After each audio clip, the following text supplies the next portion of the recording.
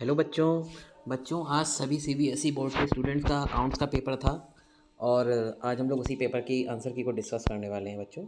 और ये जो हम लोग सेट डिस्कस करने जा रहे हैं ये 67//2/1 है।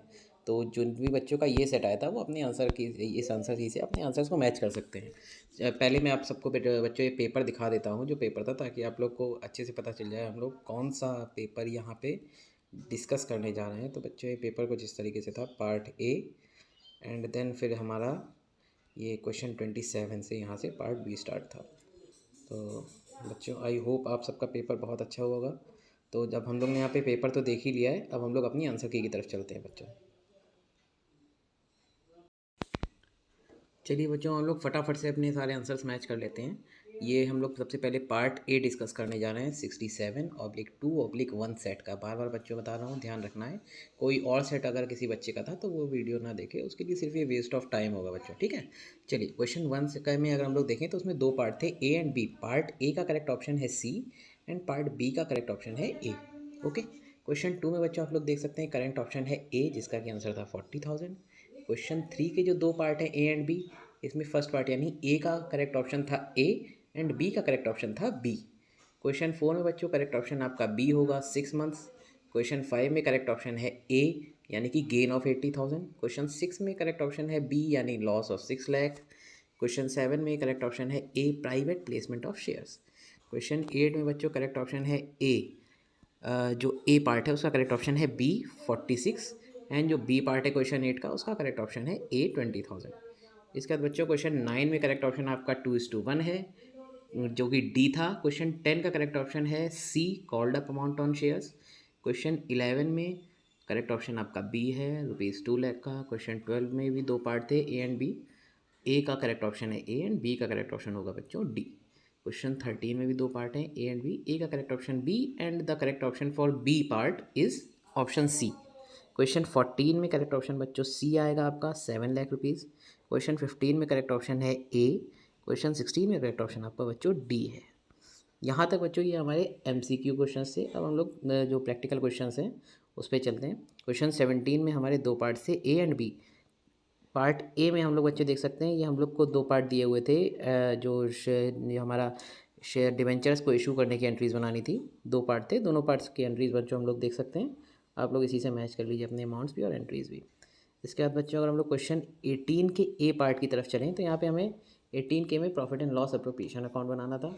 यहाँ पे आप लोग देख लीजिए, मोहन, सोहन एंड सुरेश के जो प्रॉफिट के शेयर आए हैं वो आए हैं 62,000, 68,000 एंड 70,000। इसके बाद यहाँ पर बच्चों क्वेश्चन 18 का ही जो बी पार्ट था उसमें हमें गुडविल निकालनी थी, जो कि आप लोग देख सकते हैं यहाँ पे 12,000 निकली है फर्म की गुडविल। क्वेश्चन 19 में हमें जनरल एंट्री बच्चों पास करनी थी, वो आप लोग देख लीजिए, Vibhas capital account debit, Ashish capital account debit to Sudha capital account है, जिसमें कि अमाउंट 20,000, 10,000 एंड 30,000 आएगा रिस्पेक्टिवली। क्वेश्चन 20 में भी जनरल एंट्री से बच्चों आप लोग मैच कर लीजिए। क्वेश्चन 22 में आपको वीना का कैपिटल अकाउंट बनाना था, जिसमें आप लोग हम लोग यहाँ पे देख सकते हैं वीनाज एग्जीक्यूटर अकाउंट को जो बैलेंस ट्रांसफ़र किया गया है वो है 1,56,250। इसके बाद क्वेश्चन 23 है, इसमें 5 केसेस थे, पाँचों केसेस की जनरल एंट्रीज बनानी थी, डिसोल्यूशन से रिलेटेड थी। पाँचों जनरल एंट्रीज आप लोग देख सकते हैं, मैच कर लीजिए अपनी अपनी एंट्रीज़ को। देन क्वेश्चन 24 में बच्चों हमारे पास 3 केसेस थे, जिसमें कि डिवेंचर्स इशू हो रहे हैं from redemption point of view. तीनों केसेस की बच्चों जनरल एंट्रीज़ हैं, आप लोग देख लीजिए। क्वेश्चन 26 ए है, उसके बाद 26 का जो ए पार्ट था उसमें हम लोग को रीवैल्यूएशन अकाउंट एंड पार्टनर का कैपिटल अकाउंट बनाना था।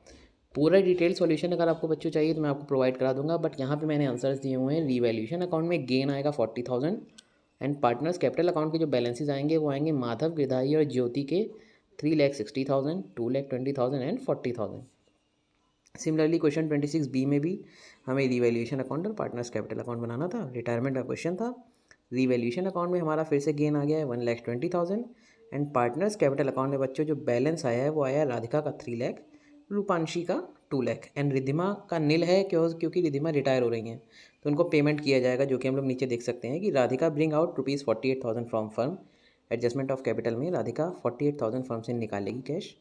रूपांशी लाएंगी कैश 68,000 फर्म में एंड रिद्धिमा को आपका पेमेंट कर दिया जाएगा 4,30,000। यहाँ पे बाई मिस्टेक रिधिका लिख दिया गया है, रिद्धिमा को पेमेंट किया जाएगा 4,30,000 जो कि रिटायरिंग पार्टनर है। देन बच्चों पार्ट आते हैं हम लोग अपने पार्ट बी पे। क्वेश्चन 27 में दो पार्ट थे A and B. Part A का करेक्ट ऑप्शन है बी यानी कि ratio analysis and part B का करेक्ट ऑप्शन है बी यानी कि सॉल्वेंसी रेशियो। क्वेश्चन 28 में इन्वेंट्री टर्नओवर रेशियो कैलकुलेट करना था जो कि हमारा 7.2 टाइम्स आया है। क्वेश्चन 29 के भी दो पार्ट है बच्चों। पार्ट ए का करेक्ट ऑप्शन हो जाएगा B cash inflow from investing activities and part B का करेक्ट ऑप्शन हो जाएगा ए ऑपरेटिंग एक्टिविटीज़।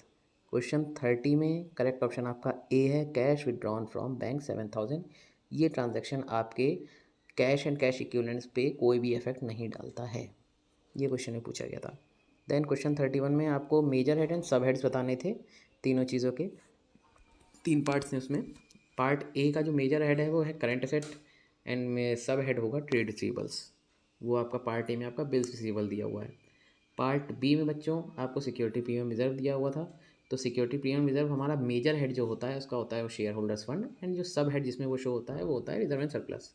सिमिलरली क्वेश्चन 3 में आपको बच्चों कॉल्स इन एडवांस दिया हुआ था। सॉरी पार्ट सी में क्वेश्चन 31 के पार्ट सी में आपको कॉल्स इन एडवांस दिया था जिसका मेजर हेड हो जाएगा करेंट लायबिलिटी एंड सब हेड हो जाएगा अदर करेंट लायबिलिटीज़।